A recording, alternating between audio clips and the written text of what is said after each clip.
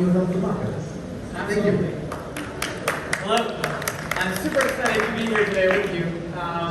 And I cannot wait to tell you about a tale of a CSP.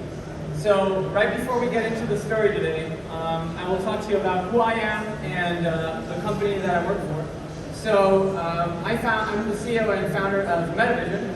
METAVSHN is a BSS and OSS software provider, and we're actually a spin-off of a telecom provider. So a little bit towards me. I'm 23 years old, so I'm pretty young for the telecom industry. But this is a big but. All my life, all of my experience in the work business related, is in telecom. I was basically born into it because the telecom provider that I've been working with, TCNocom, which I'll get to in a bit, is actually a family business. So it was founded by my parents.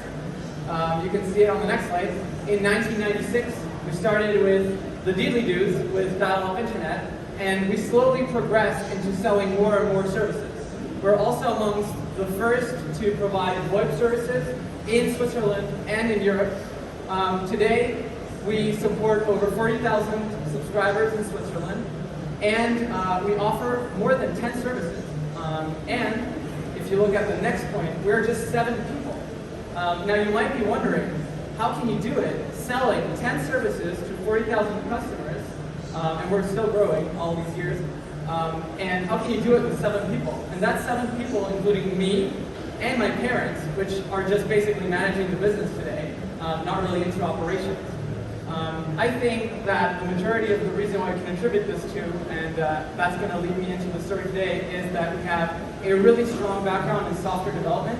So out of these 7 people, we've always had around 2-3 people that were just software developers. So as you can see, the general theme of this event is moving from telco to techco, and how can we do that? How can that story look like for your business? Well, today I'm going to talk to you about how we managed to deal with that. So TCNocom, intrinsically, starting in '96, had a lot of legacy, had a lot of systems that were attached.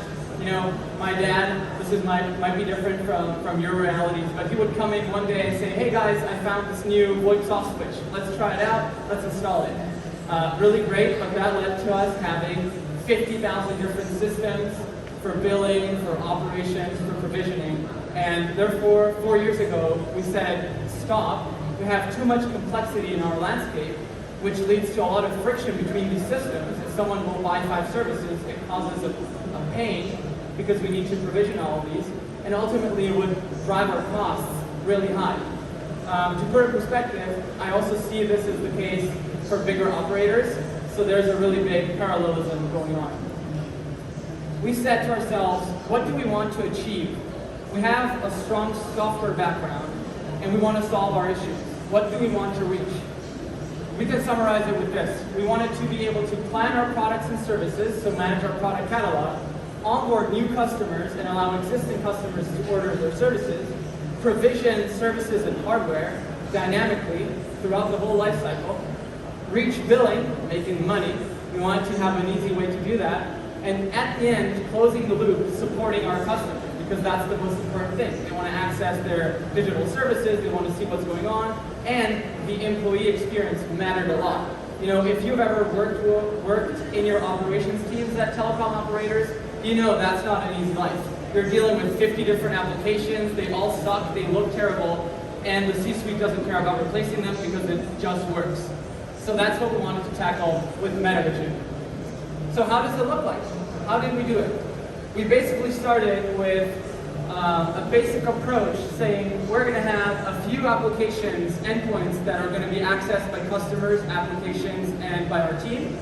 We then said, okay, let's take all of our experience, put it into this stack, the METAVSHN stack. This is just a subset of our functions, but essentially CRM, orders, promotion, billing, contracts, all the jazz. And then we said, what's the big problem about traditional vendors? Well, it's professional services. We can do everything, but you need to customize your solution to yourself. And we didn't want that. So we basically made a plugin infrastructure that would allow us to plug in with the best of breed software for any kind of function. We didn't reinvent billing, we connect to billing solutions. We didn't reinvent OSS for, our Huawei fiber network. We said, let's plug into that dynamically. And the rest goes for all the other things. We want to do credit card charging, let's implement it with Stripe, for example. How does that look more in detail? Well, our solution does the orchestration, does everything, and then we developed an open API standard contract, and we can just create microservice applications that actually do the custom logic required for a specific service. So you can picture that we have a service connector for VoIP, which is connected to our Porta 1 soft switch. We have a custom connector that's connected to the Swisscom API in Switzerland to order DSL lines. And we have a custom service connector that connects to our Huawei CL1 endpoints for provisioning the fiber. And this allows us to have a standard infrastructure, but customize it for every single use case we have within the company. What's the traction of our solution? Well, in October 2019, we introduced this work and we started developing the solution. 3 years after that, we migrated, and this is a huge step, we killed off our legacy. We migrated all the customers over to the new solution we built, unprecedented. And in May of this year, we actually said to ourselves, well, we've done this and it's working well. My dad always wanted to have different brands, so it was already multi-tenant. So we said, okay, the next step is, let's open this up to the general market. So we started with our go-to-market efforts, and now we have a few POCs lined up, and we're talking with a big European systems integrator that is interested in looking at how we could power their projects. I took some notes throughout the years about what we actually achieved. So a lot of the problems we see is the general infrastructure is so disconnected within telecoms that they're really good at selling you a service, but then when it goes to fulfillment, oh my God, it's such a headache. It breaks, the orders screw up, you can't really provision the services, so we were able to cut down on that. Then customer support, 10 different applications, switching through tabs, logging in, takes a lot of time. If you fix that, you can cut down to half of the time it takes to help customers. Then, having visibility, we had a really great self-care portal, agent experience, so we were able to increase our NPS scores throughout customer support and self-care. With these connectors, we were able to be super fast, I'm talking 1 to 4 weeks, to develop connections to new services, and that really allowed us to be quick and be really quick, kind of like the ages when my dad would say, let's try the new VoIP system, but do it in a way that's scalable and efficient to manage. So we can do it really quickly, but it works for many years. And ultimately, we were able to cut down on our OpEx. Again, we're growing, but we still are 7 people. We don't need more people because our solution is really scalable and dynamic. You might say, oh, but there are a lot of competitors in the market. Bear with me, there's 3 axes. To be really quick, automation is at the top, abstraction is all the way to the right, and low customization need is also all the way to the right. Obviously, we're at the top. Why are we at the top? Because given this landscape with these plugins, we don't really need any professional services to change the way that we provision the services and do the orders. But we can stay really abstract and automated. I don't know how I'm doing with time, so. Okay, perfect. Yeah, that works. So just to give you a little bit more information here, the other things you see here are either partial solutions to this problem, or they try to do it all, but it leads you to basically spending all of your budget in professional services. We actually go the other route. We enable your team to learn our solution, and then we just make these small plugins that can actually abstract away from our standard logic. And we've seen really great success with our POCs. And when teams understand this paradigm shift, they're really interested. You can see our solution as basically solution like Shopify for e-commerce, but for telecom. So it does take an exercise to change, but once you understand it, it's really impactful, especially for your team on the ground. So yeah, I alluded to this previously. Who is the team running this? The solution is in place, and the big difference from the general vendors is we actually dog feed what we're doing. We actually use it every day, so if it were to suck, it would suck for us as well, and we don't want that. We've been in the game for over 20 years. So I'm leading this new venture. My parents obviously are backing it because they come from the legacy telco world. So they always kick me in the butt and they're like, no, Carl, you need to change because this doesn't work, and then I have to explain it. And we have an advisor, Rolando. He worked previously for ZTE and Alcatel-Lucent, so he's kind of like our mentor, giving us the grips in selling software solutions to traditional telco operators. If you want to schedule this and just put in a time in my calendar, you can also reach me just by looking up Karl-Heinz Frankesser on LinkedIn. I'd be happy to chat with anyone regarding our plugin infrastructure or at running a POC. Thanks a lot. No, thank you very much. Only from the pitches we made, I like very much. Very energetic, consistent story. Next time I invite you for a fire chat. It was very nice listening to it. Thank you. Happy for the questions from the jury. Thank you, Pascal. So you talk here about the solution in its entirety. I had a brief look at the website yesterday, and it comes in components, right? Yes. How do you think about that? Given you've highlighted one of the issues with existing networks is that they are not good at hand-holding across the organization. So if someone wanted one of those components, how would you integrate with Brownfield? That's a really good question. The way I look at this, I had a few chats with this as well.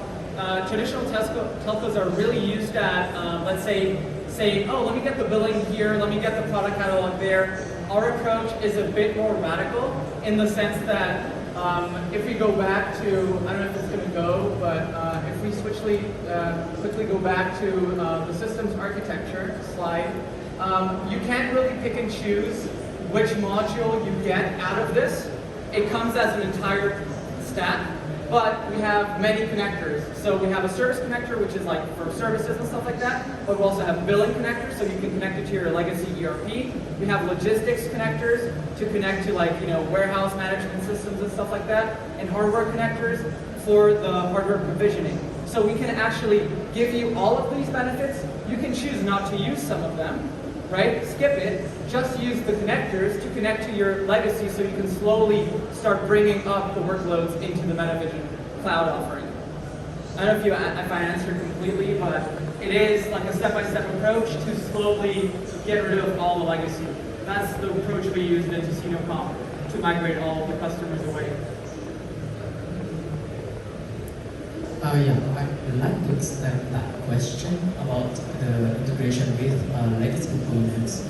I see that the connectors are a really good idea, but actually, for example, if I take Zapier, it's quite new, and big actors usually they have legacy applications that don't really have API, for example. And in that case, how do you deal with that? That would be my first question. And the second one is, what is the pricing model of your solution? Yes, good, really good questions. Thanks a lot. What I didn't explain was we have an open API contract here. So we have a paradigm shift. Our core system is a client application of the plugin. So the plugin is a microservice that lives on its own, and the beauty of this is you can run it in your own network, and this, we don't dictate the language, the protocols, nothing. The only thing that we say is we want to interact with this on a layer of RESTful API, but to give you an example, we have an old-ass radius server in CasinoCom for our PPPoE lines. We just have a Java application here running and doing telnet commands in expect that's basically doing the calls. So when here I have references to Stripe and QuickBooks and stuff, it's just because it was, one, a good look on the slide, but two, it's because this is more modern. But we literally do not care what you put in here. The only thing we care about is compliance to our contracts so that we can order and provision the services. But you can do anything there, Python, Java, whatever.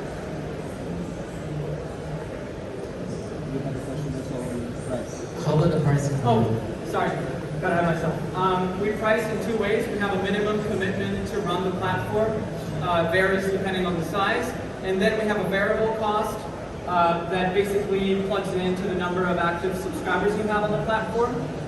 Given the fact that we are really good at optimizing OpEx, what I've seen in the POCs we're running, we save the customer money. We're still in OpEx, which is different from the traditional CapEx approach, but given the fact that you save money on OpEx, we're actually just taking, let's say, a success rate fee on that, basically. But yeah, it's an OpEx approach, and then we have some professional services if you don't want to develop the connectors on your own, but we'd rather steer away from that. Karl-Heinz, what is the biggest enabler for your future success?